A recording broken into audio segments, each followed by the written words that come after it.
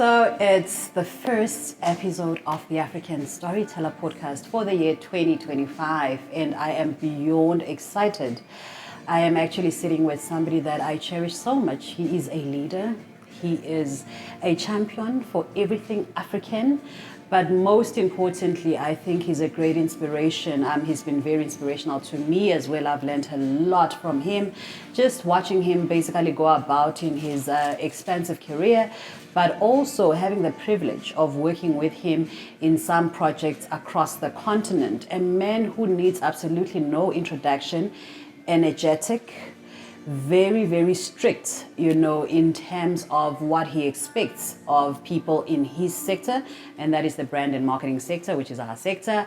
And he is a guy that basically minces no words in terms of what we could achieve as Africans and whether we are actually bringing our A game to the party, be it in business, be it in corporate, and be it in basically being citizens in our communities. Mr. Thebe Ikalafeng. Oh my word.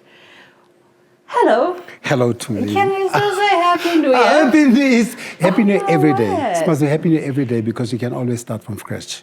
So it can always be a Happy New Year for you. Absolutely, absolutely. I'm very privileged to sit down with you. It's my first conversation for the year. Thank you so much. I appreciate it. Because you are setting the tone for us. You're setting the tone for young Africans, and you're basically giving us our marching orders. For 2025 and beyond, right? Before we even start, I just want to say congratulations on the book. And finally, we can actually sit and pick on your brains without necessarily sitting with you. We can learn a lot from you.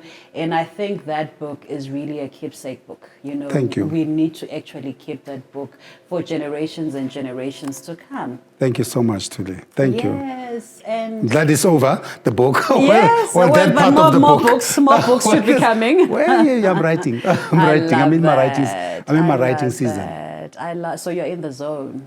So when you finish writing one, yes, it inspires the next stories. Absolutely. And so I figured the first one because it's contextual, the first one. It was creating a context on the person, on his passions and his purpose. And I think the next ones now can be more narrowed down. Oh, wow. Amazing. I don't even know where to start. You have actually lived such a rich life. Both in your personal life and also in your career and your business. And, we would actually need probably 3 episodes of just Thebe. So let us call this episode 1 of Thebe. We are just basically scratching the surface. So how are you feeling? About Thebe and everything you've achieved and, where you are now and then where to from here. I always feel great about myself, particularly when I do the things that I absolutely love, that I'm passionate about. So that always makes me sleep well, and I'm always excited about that. But I always have the people argue with me. I always have this imposter syndrome, which keeps me on my toes and ensures that I never ever feel that I've ever arrived. So how I'm feeling like I'm still on a good journey, and I'm all right with how I got so far. Oh, wow. And how are you feeling about our beautiful continent and where we are? Our continent. Our continent is a continent of opportunities.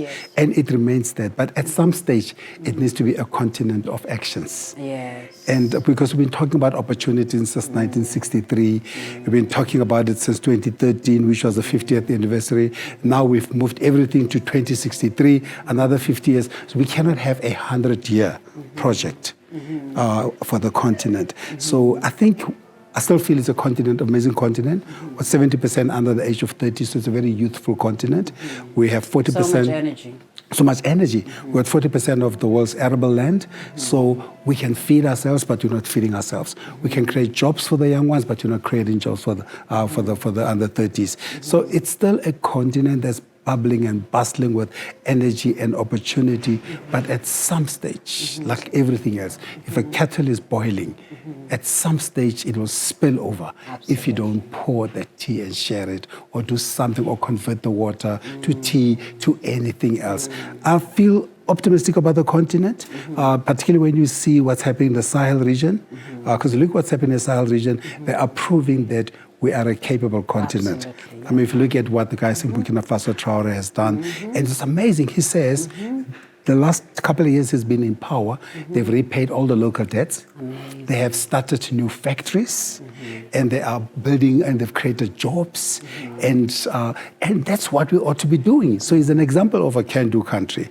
You look at Rwanda, for example, as well, a small country of 12 to 15 million people, which has been, it's just reimagined itself in 30 years, since 94 genocide to where they are now.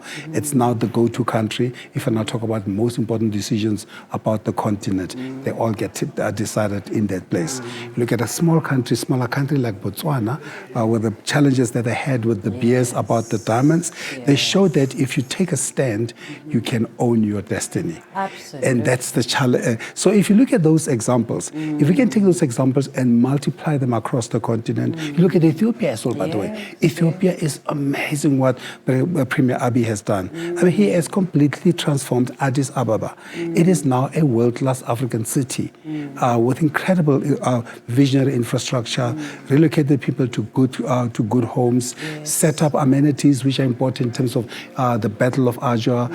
They set up a $1 billion memorial, or rather historical sites there, and created amenities for tourism, for all those. So if you look at those 3, 4, 5 examples, you can see that actually this continent, all we need visionary leaders who act on their vision. Absolutely. And because you can speak all the beautiful theory, but if you don't act, it means nothing. That is so true. That is so true. I actually think also just having pockets of excellence, across the continent is a reminder that actually we have it all in us. Indeed, and that's why I mentioned those countries to say that those countries are pockets of excellence. Yes. They show that this is a capable continent. Yes. It just needs to apply its mind, Yes. and it just needs to do what it talks about. So we need to walk the talk. Absolutely. Because what we've done for a long time, we've mortgaged the continent's decisions to the outside world. Absolutely. We've mortgaged our future, we've mortgaged our resources, mortgaged our land. But you realize it now that if we can take all those back, we can fix this. And we've allowed people to create a negative narrative about the continent, which, as you saw in the recent Africa No Filter study, it showed that because of the negative perception of the continent, it costs us as a continent an additional 3.2 billion pounds on interest on our sovereign debt. That 3.2 billion pounds can create a better life for somebody, for some city, some country, somewhere in the continent. Absolutely. So I think we basically need visionary leadership. Indeed. Energetic leadership. Energetic, because Botswana has shown you. Yes, and that guy has so much energy. Actually, I mean the new crop of leaders. Because if you look at Senegal, is also young. You look at Burkina, very young. Botswana, very young. So, and the young ones are showing you that they are more willing to take decisions our older leaders have not been able to take. Our esteemed elders. Have not been able to take. Who should be on pension. And they will be on pension soon. They will be. But somebody asked me the other day that about the young leaders. I said, I think we need a blend. Oh, no, absolutely. We need a blend. We need a generational mix, and that's what we don't have. Because the generational mix will enable us to ensure that we don't forget where we come from, but also we don't forget what we can where be. we are going as well. And if you mix those two, we'll be a great continent. And I also kind of say, if you're solving for the next 30, 50 years, the people that provide those solutions need to be there 30, 50 years from now. It's just as simple as that. It's such a simple... it's as simple as that. That's why... And in the book I write about it as well, that... 1963, Kwame Nkrumah and the 32 presidents set up an agenda for the transformation of the continent, which is a common passport, a common currency, a common security, a common communication, common defense. So it's just some of the things that they discussed. 2013, which is 50 years later, new crop of leaders met, or some of them were part of the old, met in Addis Ababa. And they took that same playbook, dusted it off, and they call it Africa Agenda 2063. What they've done is kick the can far into the future, knowing very well none of them will not be here and will not be accountable. And that is the challenge that we're facing. And that's why I love what you say, that we need a crop of leaders who will be there to see their vision come true. Because unfortunately, the Kwame Nkrumahs never got to see it. And unfortunately, the Mugabes and the KKs and everybody else was around to see what could have been, and they didn't particularly deliver on what could have been. No, absolutely. But I kind of feel we are here now. We're here now, right? And maybe we need to talk to where to from here. What are some of the trends that you actually see, across the continent, that you actually feel these are actually taking us on the right path, both from a business perspective and also from a geopolitics perspective? I think when it comes to, let's first come to society. Yeah. From a societal perspective, you can see what happened with the Kenyan Gen Z protesters. Yeah. They showed you that there is an impatience that is creeping in, particularly when it comes to decisions, to decisions which are viewed to be a mortgaging of the country's future. Yes. So you can see there's the young ones are saying, I am prepared to now fight for my present and my future. Absolutely. You cannot make decisions. And I think that's a good thing, by the way. It's a good thing. And it wasn't necessarily started in Kenya. Because if you remember 2011 or 12, or the Arab Spring, that was the beginning of, it was a warning sign that the young people can take the future into their hands and something will happen. I mean, it didn't go both of them didn't go far enough, but they showed you how far they can go if you push them, if they're pushed. So that's from a society perspective. I think we also begin to see women coming up to the top, which is beautiful to see that you now begin to see women leaders who are doing very well. I mean, of course, you've got the new, Namibia's just got their first female president. I mean, she's old, but she's good. It's good. It's a woman, and it's good that at least women are getting those opportunities. But when it comes to business, you are seeing women running important institutions, whether it's mining at Anglo, for example, or whether it is many of the multilateral institutions, you are seeing women taking their space and taking their position at the main table. As they should, and as they should. And I think that's a beautiful thing to see. When it comes to ideas and businesses, I think when you see the Flutterwave of Nigeria, you see the M-Pesas of Kenya, you are beginning to see that from a technology perspective, we've realized that because we have not run out of time, but the legacy institutions will not be able to take us to the future. Absolutely. We are now using technology to transform the continent. Yes. And most of these people, by the way, who come up with these solutions are young people. Absolutely. Are young people. And that's what we're beginning to see now, that from our technology is beginning to play a very important role. Yes. Not just from the social medias, the digital, but in terms of really creating better lives or transforming societies. If you look at M-Pesa took from 2006 to 2010, it moved 10% access to financial services to over 70% access to financial services.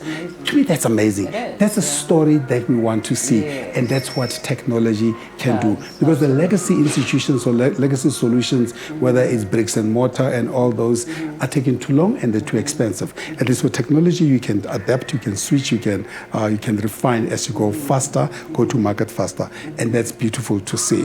I think what you're also beginning to see, while it's taking long and all those, there's an interest now in asking questions. Why can't we feed ourselves? Because if you look at what AFDB estimated, that this year, 2025, we're going to import $115 billion of food into the continent. How could we be importing $115 billion when we own so much arable land? So in the continent itself, I think there's 60% arable land. Yes. But in the world, we own 40% of the world's arable land. We should not be hungry. We should be the bread basket of the world, instead of us going out there begging. But all it takes, with all these ideas, all these people I'm talking about, is somebody needs to take a stand. But also, I think, if you look at the broader society, we are no longer willing to accept the leaders who were there and who are not moving the countries forward. Absolutely. And I think you can see that whether it's in Mozambique, whether it's in Botswana, even in Kenya with the Gen Z protests, everywhere else, we are no longer willing to settle for the old. Yeah. We are now saying we need a leaders and leadership that moves our agenda forward. We are no longer if you will, burdened by my loyalty to the party that brought me here. I'm now loyal to the party that will take me forward. No, absolutely. I think that is actually quite true. And also I think, the aspect of leader without a position, we are actually seeing that more. I think people, just ordinary people in communities, are actually raising their hands and saying, I'm a citizen, I've got some skin in the game, and this is how I want to see my present and my future. Well, I mean, if you look at the Kenyans, when somebody says, who is the leader of this thing? They said, nobody, we're leaderless, or we are a leaderless people. Yeah, leaders without title. We're leaders without title, right? The only thing that they're bound to is the future. Yes. That's the only contract they have. Yes. And that's amazing. And if you actually look at it, I think if we don't do things differently, the future will judge us, and very harshly, collectively so. I mean, any person that is in any position of influence today, if you don't use that influence to actually build a better and a sustainable future, for generations to come, you have actually failed. Well, L. Ron Hubbard, who's the founder of Dianetics or Dianetics Scientology, he says something so beautiful, which have always been part of my philosophy. He says, at the end of our lives, we're going to be asked two important questions. Yeah. One, did you do the things you're supposed to do? But second and most important, did the people who knew you think your life was worth living? Absolutely. So all of us are now, we are every day we're in Judgment Day. The actions that we take every day. So ask ourselves the question, are we doing the things that are right? So now it's a personal call. It's a personal call to me. Yes. Now it says, are you doing the things that you are meant to do? Because all of us didn't just land here. We landed here with a mandate. We landed here, we may not know it, but we are here to fulfill a role in this world. So you ask yourself the question, did you do that well? And then the second one is, all of us are part of a broader community. Did your community, your family, your country, did they not just recognize, do they feel that your existence was worth it? Absolutely. Wow. That is so powerful. That is so powerful. And I think just moving on from that, you've been a champion of African brands. Even when it was not fashionable, you were the one that was basically driving by local, by African, and to an extent where today, everybody, looks forward to understanding who are the biggest brands in Africa, And are you actually seeing more and more investment coming from African companies that are competing, toe to toe, with global brands? Or are you basically seeing more of the global brands basically coming in and buying out African brands? And the reason I'm asking that is because we still have a lot of money that leaves the continent versus money that stays in the continent. So if we are having your Dangotes and all of these other big, African companies that are basically now showing us how to keep the money in the continent, why is it that we are still sitting here and basically complaining about money that leaves the continent instead of money that should be in the continent? Where are we getting that wrong? Well, in my study of the last 15 years on the most admired brands in the continent, Brand Africa 100, we've established that on average, only 20% of the brands that Africans admire are made in Africa. So that is one of two things, an indictment on Africans, because it means that there's something lacking in us not celebrating who we are or choosing who we are first. Or it's an opportunity. Or it's an opportunity for us Africans to fill that 80 gap. I don't necessarily think that we can kick out all brands because we are part of a global community. And we get some and we give some, but we've given more than we've received. And that's, to me, that's a big challenge. I know W.E.B. Du Bois talked about a double consciousness. And double consciousness is an acceptance that we have another Western part in us, and we've got an African our identity. needs to So we need to we can coexist, but we need to coexist authentically. Right now, it is not balanced. Are there any companies who are trying to? But we do it better. We are seeing, for example, the Standard Banks, the MTNs, reconsolidating into the continent. Yes. The Dangotes, who've always been continent-only focused, and all those. I mean, these are some of the three biggest brands in this continent. Of course, Safaricom is Kenyan, now expanding across East Africa.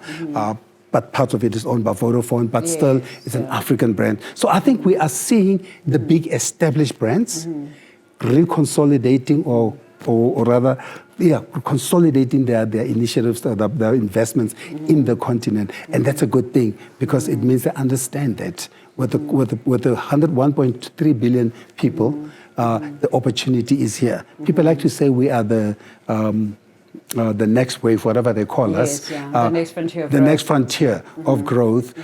We need to recognize that ourselves. No, absolutely. And until we do that, we will always be somebody else's pickings. Oh, yeah. So the third thing is you're beginning to see as well that, forget the big brands. Yes. Now look at the young ones. Look at the young brands which are making waves. I've mentioned the Flutter Waves, young people in Nigeria started that, doing very well. You look at, from a South African perspective, a brand like Makosa opening in New York, showing that our brands can travel. Because that's the key as well. Global. The key is that can we move our brands forward? And we can see that. You can see that even into the continent, a young brand like Batu has just opened up into Namibia.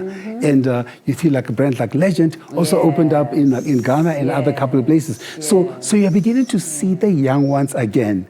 The young ones again saying that we own our destiny and the continent is our playground.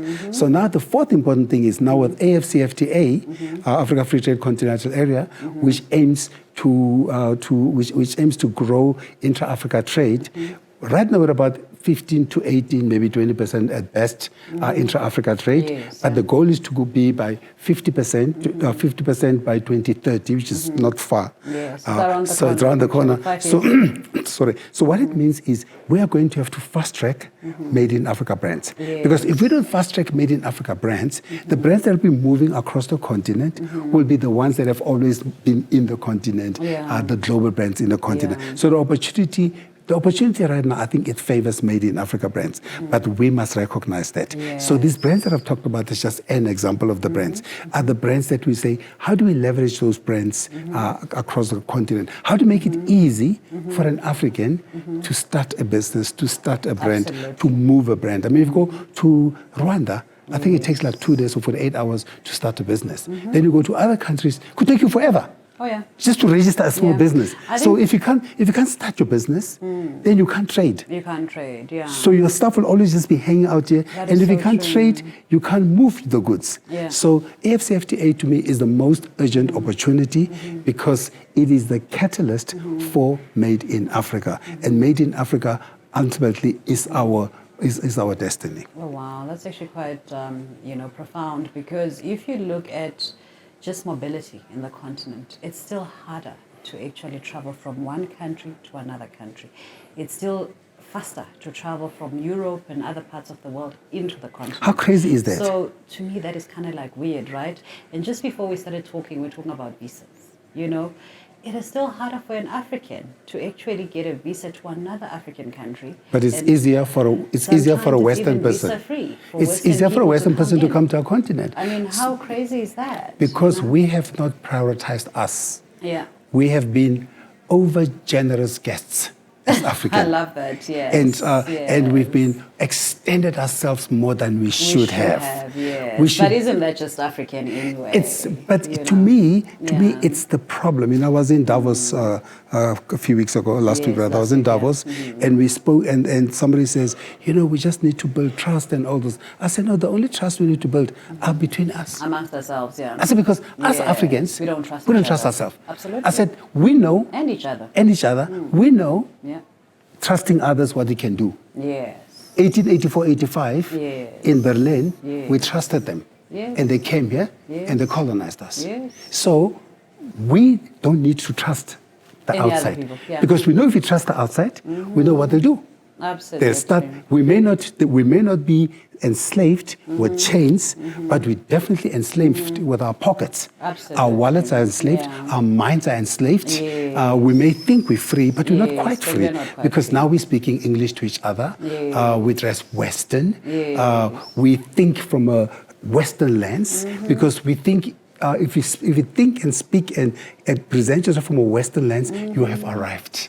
We think you are better. So we are downplaying That is so anything true. that is made in Africa, anything that is African. And it's actually more about self-hate. more It's than about anything. self-hate. Yeah. So we need, that's where to me the biggest change is. So from a Yeah. branding and from a product, from a made in Africa perspective, we first need to change our minds. Yeah. Because once we've changed our minds, we will be able to change the continent. Absolutely. So we need to buy every African a mirror.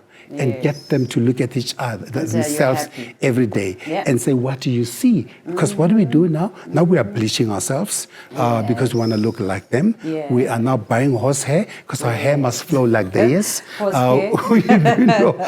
We adorn ourselves with these Yeah. wonderful global brands Absolutely. because we want to fit in. Exactly. God does not create duplicates. Oh, that is so We true. do not need to fit That in. is so true. Africans by nature, we Yes. stand out. We are beautiful. And we're beautiful. We are We need to beautiful. accept who we are Absolutely. and use that as a leverage to move on. Yes. That's why when people come to visit us, I always say when people come to visit you from outside, why do you give them Mont Blanc? Why do you give them lunch chocolates? No, Why do you you give them all those shouldn't. things? No, you shouldn't. They're used to those things already. Yes. They come from there. Yes. When they come to your Just country, Give them premier. Give them give them some beads, give them some basket. Yes. It's and not about actually, them. they would appreciate it. They do Let me appreciate tell you, it. Yeah. I went to Yeah. I went to Swiss to the Swiss branding agency, Yeah. which is responsible for branding the Swiss government country, a few years ago. Yes. And when I left, they gave me box of chocolate, lint, Yes. Swiss knife, swatch. And a book on Switzerland, on the first train, on the person who created the train system in Yes, Switzerland. yes. And I left to them and I said, they've just given me a reminder of what makes them great. Exactly. But when we come here, we give people a reminder of what we don't have. That is so true. That is, in fact, it's a missed opportunity. Missed opportunity. Of affirming, what makes us unique Correct. as a brand, Correct. as a country, as a continent. Correct. And I think it's actually even more said that even when you go to like this global, conferences or big events, our leaders dressed Western. I was at Davos Western, last yeah. year. I was last year again. Yes, yeah. And there was a big South African night where Yes, South Africa was South Africa. hosting. Yes. So I arrived dressed in a Rwandan suit, Lovely. beaded neck and all those. And I met one of the global CEOs that I know, and African CEOs running one of the biggest companies in the continent, dressed very Western. And the first thing he said to me, he said, my wife messed me up. He says, should have represented. And he looked at me, he says, Yes. I knew how you're going to show up. Yes. And I have that I should have shown up the same way. Oh, wow. And I looked at it, I said, that's so interesting. Because when I walk around and I hear, because what I've decided to do, what I do more often, is on an everyday level, I wear these Western brands. Yeah. I've reduced them to everyday wear. Yes. They're like homeware. They're like homeware. It's that's to what do we your wear garden, home. it's to cook, it's to clean to the sleep on the house, to couch. sleep on the couch. Yes. But when I'm invited to anywhere important, Yeah. I show up as an Absolutely. African. And that is Because very it's about important. time Yeah. we do that. Because we have been told our stuff is traditional. Our stuff is not traditional. Our stuff is distinguished. It's That's our regal. stuff, yeah. It's beautiful. So that's why I always show up at international fora dressed as who I am, a proud Absolutely. African. Yeah. And actually, I think it's really a missed opportunity because I do believe that as Africans, we are walking brand ambassadors of our Indeed. respective countries and certainly of the continent. And every day when we wake up, we need to know that I can play a role in Indeed. promoting Brand Africa. Indeed. And talking about Brand Africa, how are we being perceived globally now as a continent? And then which countries, I know you mentioned Rwanda, you mentioned Burkina Faso, but which countries of brands are actually really standing out, and what makes them different? What is it that they're doing that other countries are not doing? Because obviously a country is a brand. Yes. You need to actually put concerted effort in positioning that brand and making sure that it has recognition, there's awareness, and most importantly, that people then buy into the brand or follow the brand or accept the brand. So I think my country, South Africa, is a missed opportunity. it is, yeah. But we'll fix that. But I think it's a missed opportunity. Yeah. But I think we can fix it still. Absolutely, it's fixable. Because we've got everything that it takes to be a great country. Absolutely. We've got the infrastructure. Yes. We've got the talent. Yes. We've strong got the financial resources. services sector. We've got the infrastructure. Amazing, We've got yeah. everything that we need. Absolutely. We just need to fix our heads. I think and not just at a leadership level, but just across the board. I think even at a citizen level. Yeah, across because the board. I think we've lost our way or lost ourselves a little bit. So I'll start with that as a South African. Yes, and I wish, because I'm very proud of being South African, as I'm proud of being Pan-African. Yes, and yes, I think we lost our way a little, and we need to recalibrate as a continent, as a country, and realize our opportunity, realize our destiny, rather, or our potential. Yes. And so I think that's the challenge. You look at all the way up to North Africa, you look at Morocco. Morocco is recalibrating. Oh, yes. Morocco is saying, we're not Arabs, we're not French.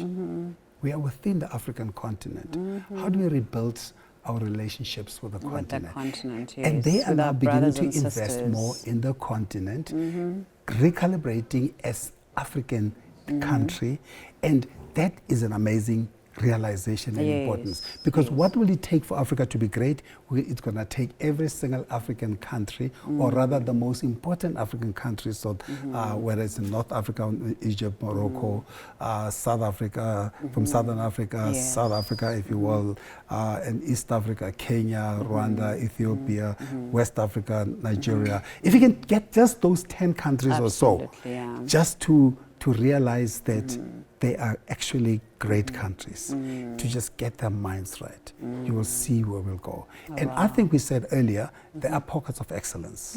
Pockets of excellence. Even it looked chaotic when you looked at what was happening in the Sahel region. It looked chaotic in the beginning, but it's beginning to settle down now. Absolutely. And you look at even in Senegal, the new president of Senegal said, we're not French.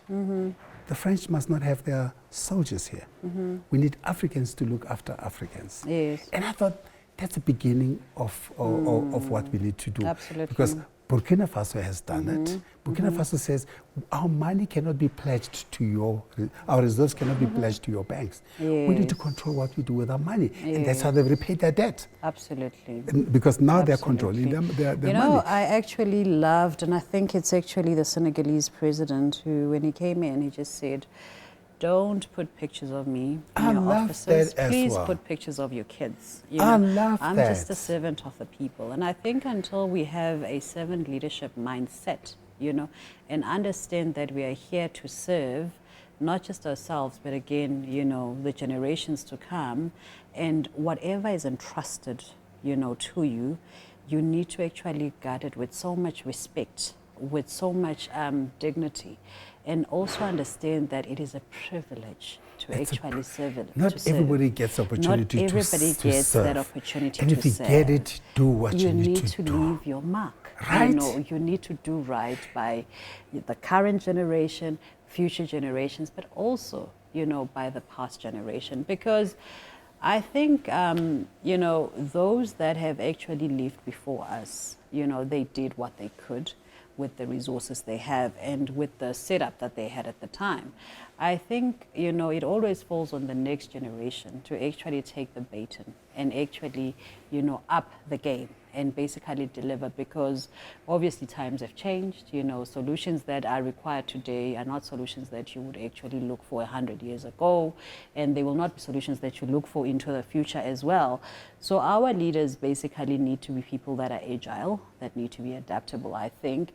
And in your travels, who are some of the African leaders that you have met, and now we're name dropping because we have to, that you have met and you've kind of like thought, wow, what a very refreshing, conversation with this particular leader. What a brilliant mind. Oh, what a, humble person that basically understands why they are here, whether they are in politics or in business. Who are some of the greatest leaders that is Africans we need to kind of like know of and basically learn more about today. Not the ones that have passed on, but the ones that have passed on that have living. But I think we've got because we can still learn a lot from them. No, we've got a crop of amazing leaders. I mean, we spoke earlier when you look at the Botswana leaders. Oh yeah, they're in the 50s and they're 40s, very young, and the leadership in Botswana is between 28 and 58. I think that's sort of the band of age group. And when I look at them, and I've met some of them in the past before they were in politics, and now they're in politics, and I look at them and I said, that's how Africa should look like. Absolutely. And I love that. You can go to the older ones, Paul Kagame. What I absolutely love is the decisiveness. Oh yeah. Is the clarity of the vision. And he's got a vision for his country. The clarity very of the clear. vision and the decisiveness of action. Yes. Because, for example, when the Western people were dropping Lagdonoza, those used loads that they drop into the country, he said, this is not a dumping ground. What did you call them? We call them donoza, I don't know why. That's Africa. Okay, that's a first. I didn't know that. Okay, because cool. when they're selling there, I learn every day. You learn every day. So when and he says Africa is not a dumping ground. Yes. And because he realized something. When you dump the clothes here, you are taking away from the textile industry of Rwanda. Oh, absolutely. You're taking away from the design industry of Rwanda. You are taking away the opportunity of Rwandans to create their own future and their own opportunities. So, and I think and Paul Kagame is mid-late 60s. Yeah. And you see the band of those leaders. And I've met most of these people. I've met most of the people who are very old, who I looked at them and I said, how long are you going to be around till? I know. Isn't it time to give, I know. And I've said, I'm not going to mention their names, but I've seen them. Is it I've time looked at them and said, I think it's about time. Yes. But what's also interesting is, in the US, Trump has come back. Yes. In Ghana, Mahama's come back. Yes. Also, there was a term in between, and then he came back. Yeah. Still young, still only 60s, and he was a very energetic leader. I mean, I've walked with him so many times. With a lot to actually do. A lot to do. And he actually, if I remember his tenure, was a very decisive tenure. Yes. He was changing the infrastructure, changing from financial services. He changed so much of Ghana itself. And people like that coming back again, or people like that in power again, it bodes well for the country, as well as an example for the rest of the continent.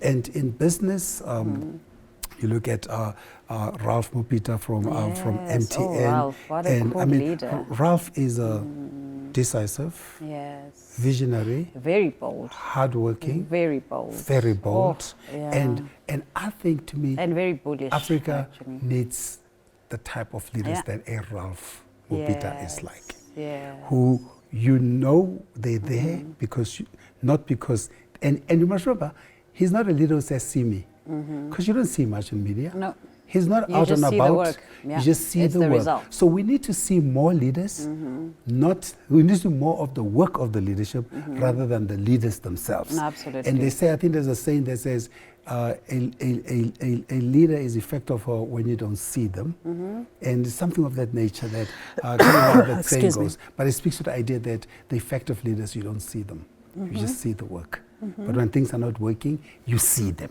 Absolutely. Because now they lead from.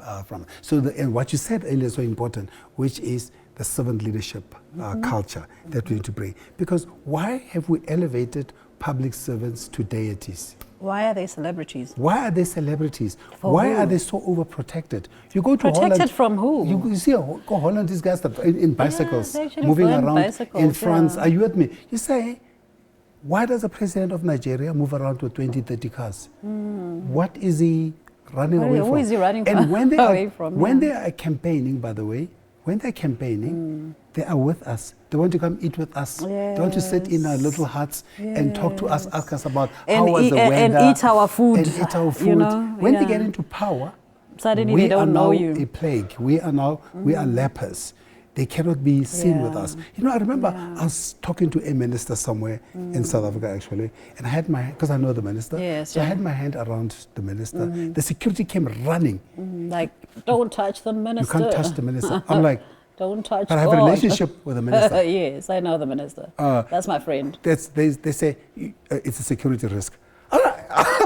Security risk. This is an ordinary human being. How could I be a security risk talking to a public servant? You know, I remember talking to somebody that works for you. They're supposed to work for us. I mean, they are your employee. You pay them. My favorite one was in Ghana, actually, when a public servants used to walk into ministries. Yes. And they knock, Minister, I'm hungry.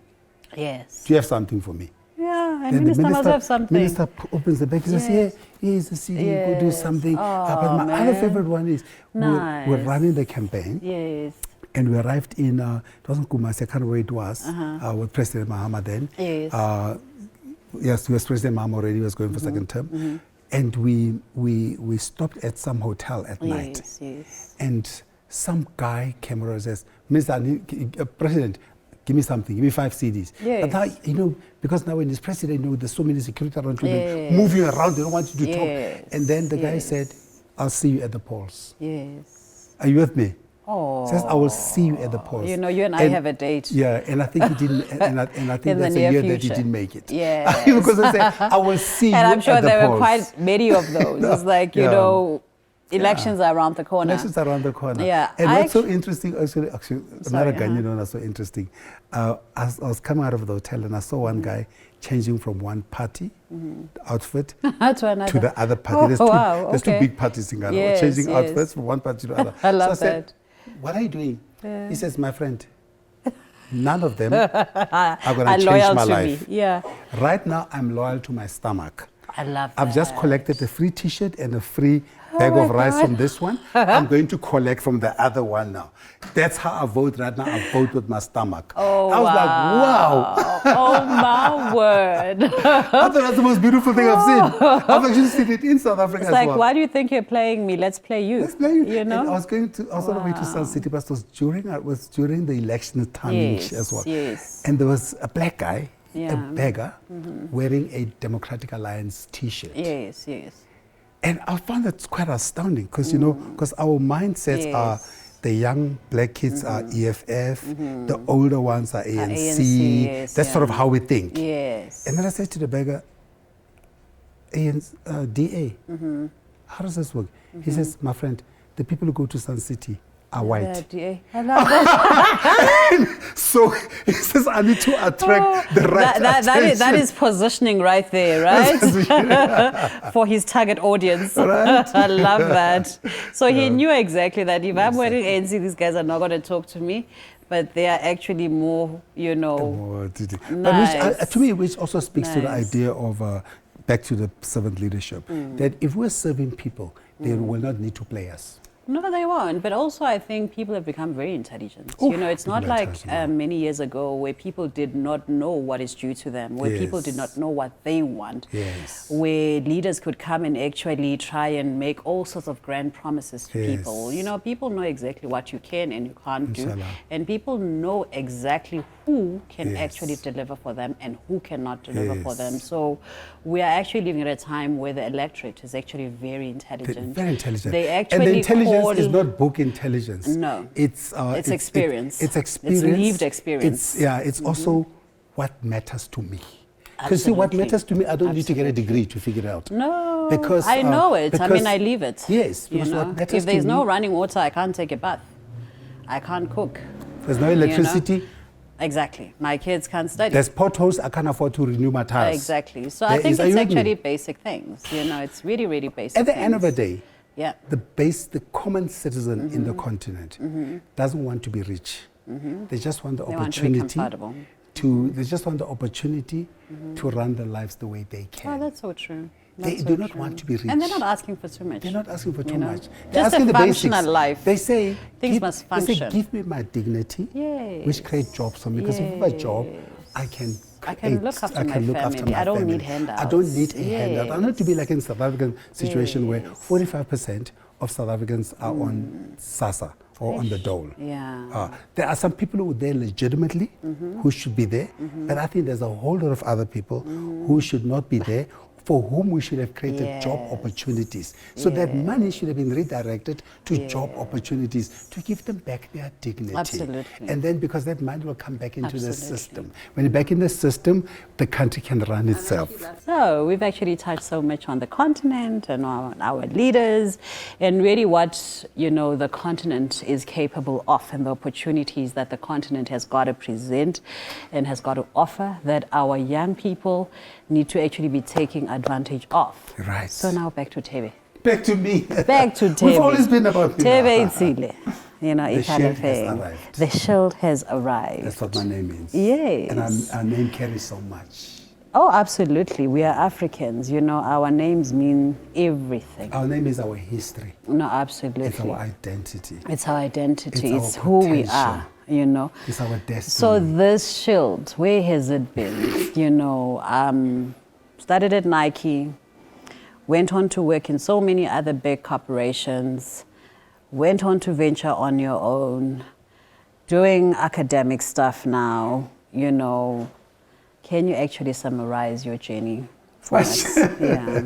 Well, I'm still on the journey. You're still on it, yes. I'm still on the journey. Yeah. My grandmother used to say when I was young, Thebe alone now, Thebe, you got a foot on you, you're always I on the road. love that, yes. So Thebe Nenya in Zulu. I know that. Hey, I feel like she cursed me. That I know. Ulnyawana. So Yes. I think I'm still on that journey. Lovely. I'm still on that journey from Yes. the kid who left Kimberley, came to Johannesburg to From study Kimberley at to the Wits, world. left Wits to go to New York, Yes. to the US via Belgium, via New York, into Columbus, got my degrees, studied and came back, started in Colgate in New York, South Africa, ended my corporate at Nike, then started Nike, brand leadership. And then in 2010, I felt that, and I started brand leadership for one reason. I thought there were no African-owned branding agencies. Yes, And yes. but it wasn't so much the reason. The reason was more that I think I could play a role in helping African brands to define themselves. Yeah. And then in doing that, I realized that there were not many African brands. Then I started Brand Africa as a non-profit Yes. to inspire, to catalyze, to actually bring a metric. Yes. Because what gets measured gets done. Before then, we just speak. You just pledge. We just money. talk. We just Yeah. go. Yeah, there are no African bands. But what do you mean? What is there? Yes, So now because we yes. established a metric, Yeah. and now everybody You started can focusing. quantify it. Everybody started focusing on this thing. They're like, oh my goodness, that is a problem that we do. Yes. And then I went on to start Brand Leadership Academy, and the purpose of the academy is to say, but now you need to empower them Absolutely. to be able to do that. Yes. And now I started an IP firm. And the part of the IP is help them to protect themselves, Absolutely. to protect their ideas. Yes. Because if you don't protect your idea, you cannot leverage it and you cannot make money out of it. And that's sort of in a world, the thinking, the part of the journey. But for many years, I then started traveling. And part of the traveling was to say, you cannot speak of an African journey, of an African brand, or Africa if you don't know the rest of the continent. Absolutely, So I thought yes, I needed to have a lived experience of the continent. That's why I went to every country and every island around the continent, because I wanted to have a credible voice Yes. around this. Yes. Because there's nothing more powerful than when somebody asked, for example, when I was in Switzerland judging the Wings of Excellence at St. Gallen, and there was a woman, Madame Funying, on the stage, Chinese, she was part of the Communist Party, was being interviewed, I think it was, must have been by one of the BBC or CNN guys, and some young engineer, she was talking wonderful things about China. There was a young guy in the group, put up his hand, and started going off on this woman. You China do this, suppressing this, the things you do in Tibet and all those. And then the young man, she allowed the young man to speak. When the young man finished, she said to him, have you been to Tibet? The young man said, no. So she says, how do you speak with such authority? Yeah, and you haven't been on the ground. About my mother's country, Oh, wow. where I was raised. Yes. And she says, Where I was shaped. This is my advice to you, young man, before you speak about anybody or any place. Have first-hand experience. So I did my journeys to have first-hand. I will never be completely rest of Africa. Yes, but I at least have an insight into the countries in some form. Absolutely. And I did that. So now I was trying to complement my work and the places, understanding of the place that are called So home. that was actually investment to yourself, because as a business leader, they always tell you the most important investment that you'll ever make is investment to yourself, because you need to grow. You need to know, the job, you need to know the environment that you're operating in, but most importantly, you need to actually be a step ahead all the time. Well, I mean, one of the other reasons why I moved so quickly and across the continent is a coffee I had with the CEO of Samsung for Africa and Middle East, KK Park. I said, and Samsung was just dominating. Took out Nokia, took out everywhere. Yeah. I said to him, how are you so successful in the continent? What have you done differently? Yes. And he said, me as a CEO and many of my team have been to every country in the continent. And he says, when you moved around the continent, we started seeing if you load shedding, lack of electricity, all those. But he said, when we step out of the house, we look up the sun. And he says, because we've been in the countries, we're able to see the opportunities. Yes. And that's how we created our Made for Africa initiative, how we created our solar-powered products, products or solutions, because we have been in the countries. Exactly. We have not looked at the shortcomings as problems, but as opportunities. As opportunities, because that's what is the purpose of a business? It's to solve for. It's to solve problems. Yeah, it's to solve for, right? And the purpose of a government is what? To create an enabling environment for others to solve. Absolutely. So, yes, it's a conducive environment. So part of my drive and energy over the last few years is to say, is first I wanted to highlight the opportunities. Yes, yeah. Or the challenge. That's what Brand Africa does. I'm now stepping into a role, or within what I do, I'm elevating now the noise around Buy Africa. Absolutely, yeah. Because I'm not trying to say we need to learn from the US and the European and the Chinese who enacted Buy Local. Absolutely, yeah. Not just as a slogan, but as a policy, and a policy with which can be measured and with repercussions. And that's sort of where I'm focusing my energies on now, is to say we need to drive a Buy Africa initiative. Absolutely. And it must be enacted by Parliament. America did it in 1933. They renewed it in 2022. Consequently, 65% of all government procurement in the US has to be made in American, American inputs, American talent. Wow. That's why they're such a powerful nation, and we are a begging nation. And we can learn from that. We need to learn from that. We don't need to reinvent the wheel. Because our problem is that when we try to do that and they complain, we look negatively at ourselves. No, absolutely. But I mean, they're doing it. But when so they we should do be it, doing it. It's okay. We admire them. Yeah, no, that's very true. That's very true. So what are some of the significant big projects that you've actually worked on? And I know there's so many, that you actually think, wow, if I were to count 3 or 5 of the biggest, memorable projects that I've worked on, these are the ones. One I've worked with you. I know. I know. I think the work we did for Minette is inspirational because it's helping. It's again within the financial services space. I think it's really about helping to build great African brands. African brands, and absolutely. To me, that matters. Yes. It matters that I worked on a brand like UNISA. Yes. Because it is the biggest university in the continent, that has biggest in the world. Historic university. And one of the biggest challenges of the continent is talent. Yes. To build the talent and the capacity. Yes. And those types of institutional brands are very important to me. Very because important, they speak to that. Absolutely. The fact that I've worked in politics and so many other political branding, whether it's memorably in Ghana, to me it also speaks to another part when I look back at my work, is that it's a recognition that the politicians should think of themselves the way that corporates think of themselves. Absolutely, yeah. Which is to create, not just to create promises, but to deliver on promises. Yeah. And if they don't deliver on promises, to suffer the consequences. Exactly. The same way that a business does. Yeah. So that's sort of, if you will, I mean, I've covered sort of three corporate, public service, and other institutions. I've worked on Africa across the continent. You know, so yeah, I worked with interesting brands. And, Nice. And yeah, I mean, to me, the most important thing is the privilege to work for Africa, Yes. on African brands, Yes. and to leave the continent a little better than I found it. Absolutely.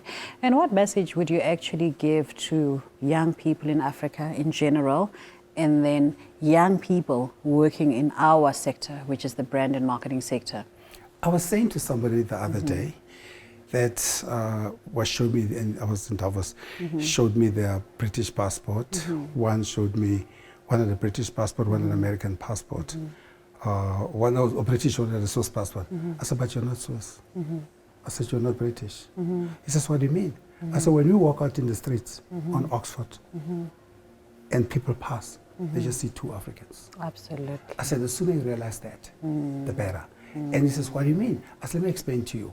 I was in my yacht with a taxi driver who lives in a slum, and car is rickety. I spent 3 days with him. At the end of and he's got a French passport. At the end of the day, I said to him, but you're not French. He says, I'm not French, Thebe. The passport is. It's the opportunities. Yeah. He said, my heart is African. My conditions are African. Right now, I need to learn how to take advantage of this to create a better Africa. So if we all get to that position as a people, I think to me, that's what we need to be working towards. Yes. And that's what every young person should be thinking. Yes. We should not be thinking about running away from the continent, because wherever we go, they will remind us we are not them. And you're actually African. And that is why you can't change. Correct. So you'll always be an African. Yes. And another good friend of mine, Victor Dlamini, put it so well. He said, everybody else has got a past, but Africa has got a future. That's so true, though. Hey, that is so. That's why everybody wants to be here. That's why everybody wants to That's be why here. everybody wants to be here. I mean, the guy, the president of Burkina Faso is so funny. General Traore, he said, they said we're poor. They said we're the scum of the earth. Yes. But when we kick them out, they don't want to leave. But also they're So there must be something of value here. Exactly, but so they're we here. need to realize that ourselves. That is so true. Right. That is so true. And then to our brand and marketing leaders across the continent. Well, I think from our sector, from a branding and a marketing perspective, is a realization that to build great African brands is going to require passionate and invested African talent. That we shouldn't try to emulate the world. Yes. We should try to set the new standard for the world from an African perspective. Absolutely. Well, Thebe, I know I've actually taken more than the time that we had set aside for this interview, and definitely this is not goodbye. This is just pause, because we still need to do a deep dive on the book. I just feel we at least need 3 sessions with Thebe, and this is part 1. So for part 1, you know, thank you so much, and we look forward to part 2. We shall have Thebe again back for part 2, and we are going to have a deep dive into his book, what the book is all about, you know, the experiences that he has actually captured so beautifully in the book, and also some of the people that have really shaped the Thebe that we see today, the Thebe that we celebrate today, and the person that we are all actually learning from so much. So with that, thank you, thank you, thank you, thank you. Thank you so much, Thank you, Thebe. Tuli. Thank you so much for the opportunity. I'm really humbled by you calling me to have conversation with you on Yes. Africa's heritage global Yes. icons. I appreciate it. By the way, that's on Goddess, you know, that's promoting African brands, I know, right? that's an always important try thing, and right? buy It's an important local. thing. So yes. That's why I love how you look. No, absolutely, absolutely. So thank you, Thebe. Thank you so much. so much. Thank you.